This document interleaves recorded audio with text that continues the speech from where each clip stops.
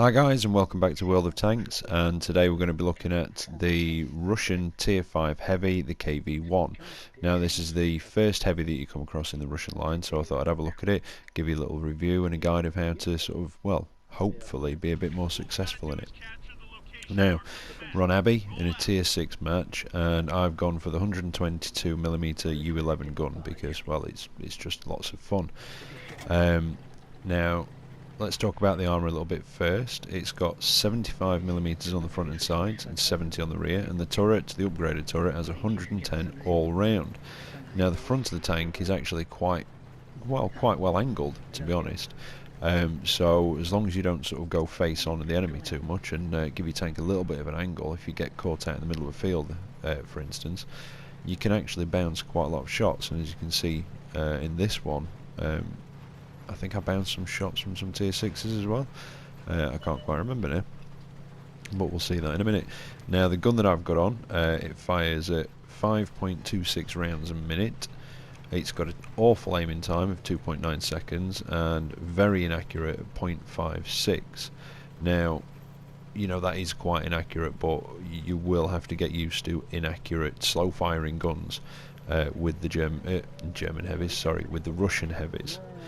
Now the other gun you can get on it is the 85mm F30, which is 12 rounds a minute, 120 pen and 160 damage, which is the highest damage but the lowest pen of any of the tier 5 mediums. But the one I've got on, 61 pen with high explosive, 450 alpha damage, and 140 with heat and 370 alpha damage. So we're heading into Abbey. There's a T-3485 up here, and I'm trying to get up there to help him out, and I don't quite make it in time. And there's a KV-1 at the other end of the road and a T-3485. It's like looking in a mirror. Now this tank is very good at side scraping, as you'll see. Nice hit on that. Oh, and I took a hit from the T-3485 and the tracks absorbed it, and then I think the KV-1 fired high explosive at me, which didn't penetrate but did a bit of splash damage. Now I've been immobilised here, and you can see I'm taking hits from the T-3485, I'm taking hits from the KV-1 and from something else which I think turns out to be a T-40, and either the tracks are absorbing it or it's just bouncing off. Now unfortunately for them, but fortunately for me, they had to immobilise me when I was more or less at the perfect angle to repel most of the shots. So now I've got my tracks back up, I use my repair kicks. I was just getting fed up of being shot at.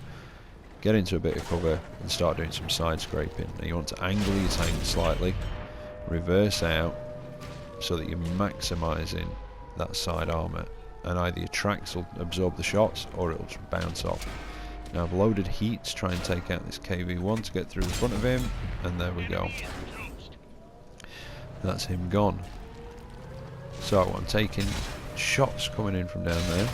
T-3485 still alive, and I've been immobilised again. I would recommend repair on this tank. Well, I would run any heavy tank, to be honest, and you know, it's the time to start training it up. So I'm getting some help here. Still taking shots from what I think turns out to be the M40, although that might be the M8A1 that we see shortly. So just waiting for my tracks to repair again. There we go, up and running. Now, I know there's stuff down the other end of this road. I can't see it because the view range, well, it's pretty awful.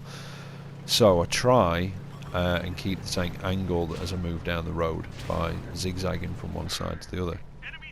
Now this tank isn't the most manoeuvrable, in fact I think it is the least manoeuvrable of all the tier 5 heavies. But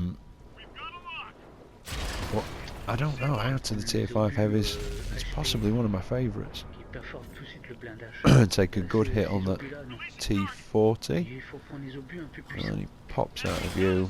But he got him tracked, so I'll take a risk, and yep, he was still tracked, and that's him gone.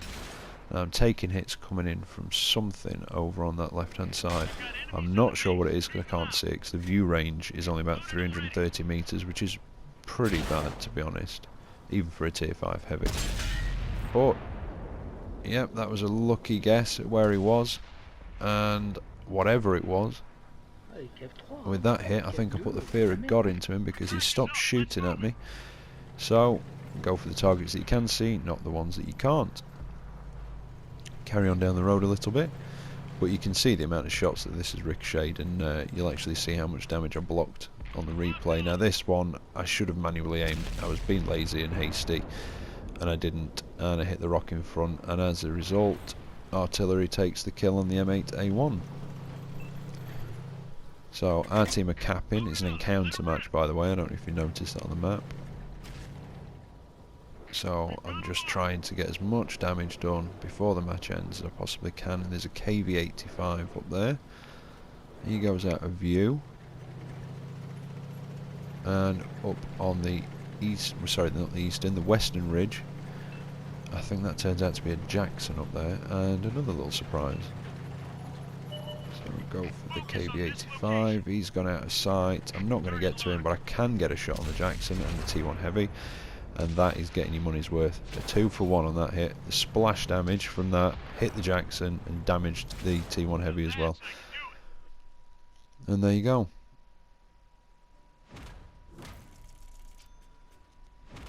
So not bad damage, not brilliant. I mean, I was held up in the town quite a bit with my tracks knocked off, but blocked 3,855 damage. And that is what a KV-1 side scraping can do. And in a minute we've got the results coming up, so you can pause those and have a look through them yourself. And I've got another replay after this which shows you not so much the side scraping, more cautious style, but the more, I'd say, the bullying style of gameplay that you can do with a KV-1. And I think it's in a tier 5 match on Fjords. And here we go. So I think I might speed things up a minute for you, so we can get straight in. Now this is another type of playstyle with the KV-1, and I quite like this actually. Sometimes it is a little bit sort of bullyish, but it also is quite fun to play this tank very aggressively. It is a bit of a bruiser, and if you get into a tier 5 game, as long as you angle your tank properly, you can play very aggressively in this, and you'll see in this why I like the 122mm gun on this. I mean, the other one, the 85mm, it's got it's 12 rounds a minute its rate of fire, which isn't brilliant, but it's alright. And it's a good gun. I mean, I must admit, you know, it's quite a good gun. Not the best, not the worst, but yeah, it's alright. But I really like this 122mm one. It is just so much fun. It's like a mini version of the KV-2, which we'll be looking at in another video. Obviously the KV-1 leads on to the KV-1S, well, I say more of a sidestep to the KV-1S. It leads on to the T150, and it leads on to the KV-2 as well. And I've just picked up the KV-2 because I've not had one, but I've been saying that I'm going to get one for a long time, so I thought it's about time to pull my finger out and actually get one. So we'll be looking at that in another video. Now I took a pot shot at a Panzer III-4 and missed. I think I hit it with my second shot. I did, yeah, up there. And I missed the Panzer IV-H, so let's go down here because people are calling for help against a Churchill. And like I say, it's not the most manoeuvrable tank. It does 35 kilometers an hour on flat, good ground. And it's probably the least manoeuvrable out of all of them, with a traverse speed of 20 degrees a second and a turret traverse of 24 degrees a second. So you really don't want to get out, you know, sort of surrounded in this. You want to try and keep enemies from outflanking you. But like I say, if you're facing off and you can angle this tank properly, you can bounce most shots coming against you. Now there's an AT2 there. Oh, and a Crusader's just popped around the corner. Now that was a very big mistake of his. Well, unfortunately I just fired at the AT2. Now you see that Crusader is doing nothing, it's just bouncing off, and he was a one-hit kill. Yes, so you're going home early, sunshine, get your coat. Now back for the AT2, which, as a lot of you probably know by now, are a tough nut to crack. But the reason I like this gun is because with its massive amount of damage, 450, even though it's only got a pen of 61, you don't have to pen to do damage, as you can see there, and as you'll see shortly as well. It does a lot of splash damage. Well, as you saw in that last video, I hit the Jackson and got the T1 tracked as well, I think it was. Now, it does take a few hits to finish off this AT2, because I think one of them tracks him, so it does no damage to him itself. And I think if I didn't spend so long having to take care of this, I would have got a top gun in this match as well. I've got no modules on this, well, modules, I mean like tank gun rammer, etc, that sort of thing, as you can see, and I don't even think my crew are fully trained at this point. I've even mastered the tank. Oh, finished off a Churchill there, you see. And there's a gup down here, and this is what I mean, I'm very aggressive in this match and just go for it. Drop down there. Right, where's the next thing that I can kill?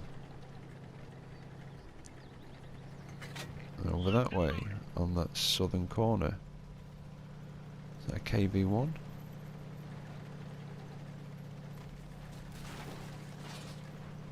And I think there's something else around here as well. Oh, and I get a surprise as well, which is quite funny. I don't even know what I'm shooting at in a minute. I just locked on, fired, and destroyed a Stug that I didn't even know was there, which was quite funny. And I've actually done that as well in this tank. I can't remember what game it was in, but I fired at something that I could see. It sailed over the top of it, and one hit killed something that was behind it that wasn't even spotted yet, which was quite funny. And there we go. If I'd have just got down here that little bit quicker, I might have got a top gun out of that match. But that was quite a good game, and as you can see, it's sort of in a tier 5 match. You can play this tank very aggressively. If you angle it right, you side scrape. You can, I mean, even in open field, you can angle it and block damage. And if you side scrape, especially in cities, or if you have got a rock or anything to side scrape behind, it is a very, very tough tank to get through. Well, I hope from watching that you've picked up a few hints and tips, and if you like what you see, don't forget to like and subscribe, and take care out there on the battlefield, and I'll see you next time in the next video. Goodbye.